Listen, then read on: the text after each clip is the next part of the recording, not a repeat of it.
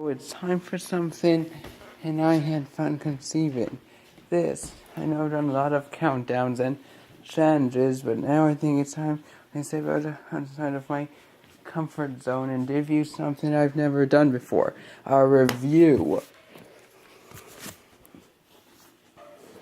Thinking, ooh, what's in review in Sonic 1? No, because there's nothing to review in Sonic 1. Sonic 2? No. No, it's not a video game. No, it's a movie. HSD? No, it's not a movie. It's a TV show episode. Or a special, rather. This show that was released in 2008. This special is called... And the special I did be reviewing is a little special called Powerpuff Girls Roll, which did the word this special. Alright, you read it. Notice how I'll start. Begin with most episodes, a plot summary. The plot goes as follows. The episode opens in almost Buttercup and Utonium's house when a news article comes that says that the people whose job it is to maintain to protect the key to the world are shipping it to Townsville, which they say Blossom isn't exactly too thrilled with this concept. And her reason is that there are too many villains and in Townsville, and sending the key there would be the worst thing for the world. And the Econium researcher would say by saying, I'm sure that Mayor is doing his best to make sure the key to the world is safe. And basically, and 2 seconds later, we find out that the mayor had the key to the world for 2 seconds, and he already lost it.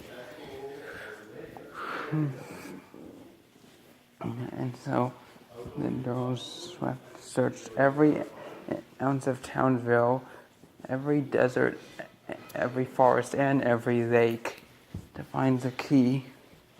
Until they find out that they begin to give up.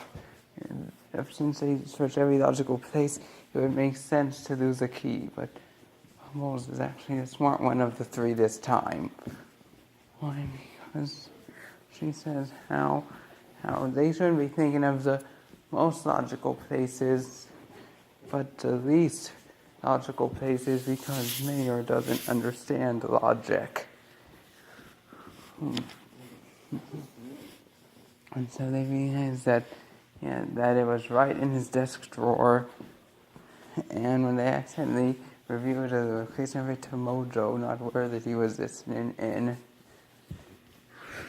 they then proceed to race him to the key, only for every other villain in Townsville to follow Mojo, and they weren't looking, and this is where the reference is that a lot less TV show-y and a lot more video game-y.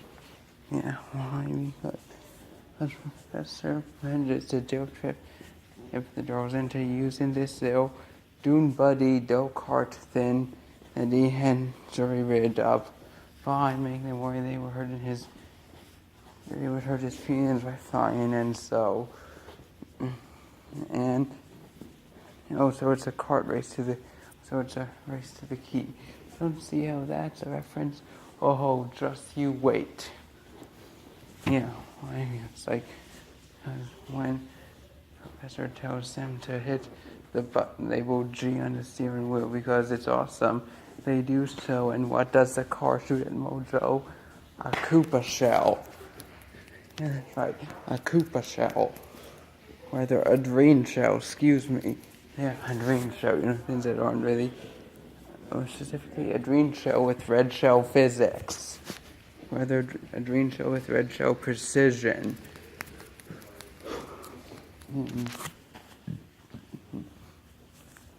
Mhm. And Mojo is freaking out that he lost that he's in his race. He accidentally pushes the self-destruct button on his tank, but then realizes that he can have the explosion, and he can hop into cannon, and then the explosion of the self-destructing tank shoot him right out of the turret, giving him an extra boost of speed, and just soar ahead of the drones, and they got my professor into them finders, and then they just barely managed to beat Mojo to the key. Mojo is empty the middle but because he opens the wrong drawer. His desk that didn't give the chance to open the drawer with the key in it. And when they push it back and forth. And Mojo's face to taunt him. He's like, curse, you know what? No. That's it. No, I'm done. I really tried to take over the world. I guess the universe doesn't want to. I guess the universe doesn't want me to have it. The only sad thing is that the world would have rolled if I was in charge, but now. And then the other sentence, he stumbles over the stairs leading to Mayor's office. And Wednesday was on, and it's like, but now you'll never know. You'll never know. And then, some bubbles and Mother Cup argue over theories about how the world should be ruled. Yeah, why? Because Dawson's idea is a world ruled by all women are the queens and men are the servants type of society. And like, no. Oh, it's much easier than that. All we have to do is, and I quote, what to do and when to do it. And if anyone's got a problem with it, they can take it up with Fancy Midi and Physiophinidin, as he says. Yeah, that's right. For some reason, Buttercup's fists are suddenly Irish for some reason.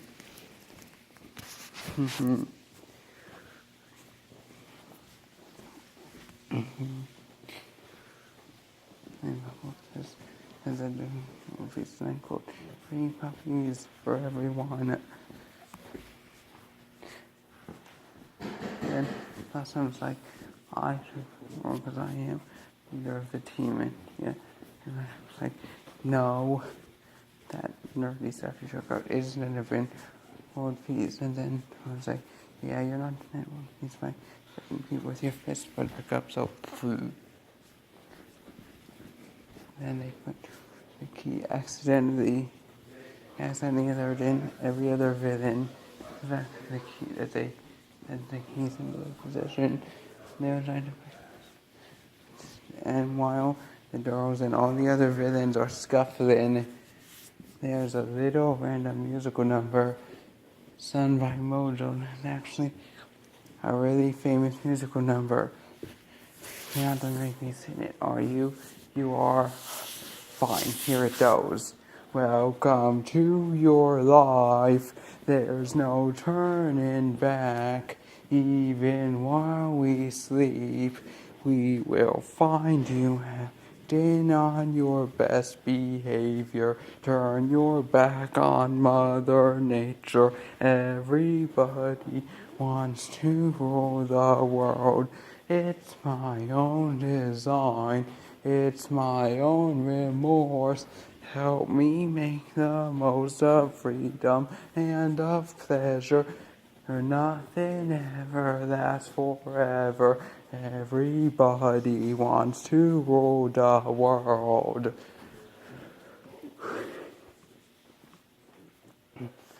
And then as soon as the number ends, Buster rolls in to defeat all those villains by themselves, and they start turning feral and creepy and start fighting each other for the key.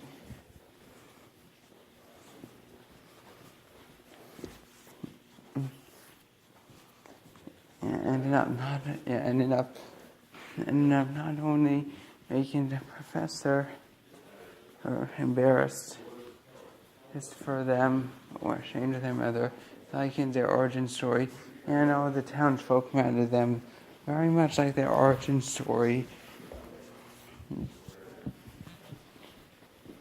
He then apologizes and gave her the key back, and then he goes on to page 2 about great power comes great responsibility, and everyone asks Mary to him the key, and he agrees to the offer. And then also goes to his laboratory to reconstruct his world domination machine, and puts a key into the keyhole, which allows him to rule the world. Because you think he's gonna do something bad now that he's in charge, but no. Yeah, but no. And then he does good things. Yeah, why? Because, well, first he uses the key's power to end world hunger, stop the warming, and more cure all disease.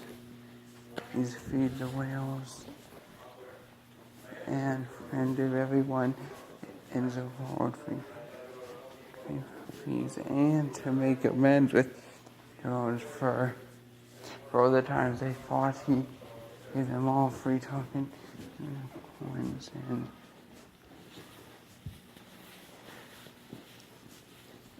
then when they apologized for beating him up constantly in the past, he says, "It's okay. I know I could have used more appropriate methods for getting my way, but as you can see, my heart was in the right place. I would have done all this dude sooner. And I kid. It's fine. It's water under the bridge. And when I say peace out, Odo realized that he did things he didn't agree with. Well, not exactly, because, well, he at first admires the piece for like 3 lines, and the 4th line he says the piece is boring, and so he fires Dad, and then leaves over Townsville. And the episode ends for real with George punching Mozo in the face.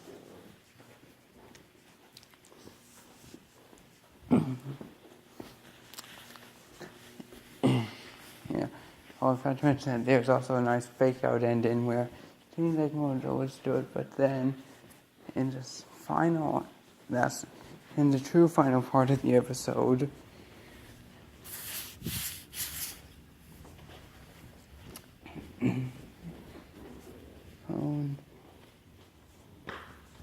he seems to be nice.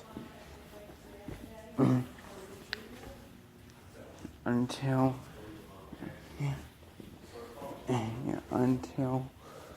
he gets bored of the piece he created. So yeah, this episode has a nice reference to an old song and has a decent plot. But if I were to give it a score, I'd have to give it a 9 out of 10. Why not 10 out of 10? Easy. Because that one fake out ending thing.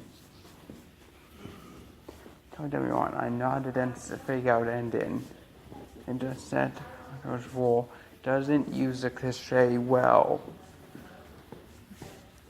I mean, names like Dos and Dobbins, Kid Chris Uprising alone use the concept of fake out ending better than this episode. Anyway, stay tuned for next week when I review Joe's movie and Joe's The Fight Before Christmas. Until then, peace out.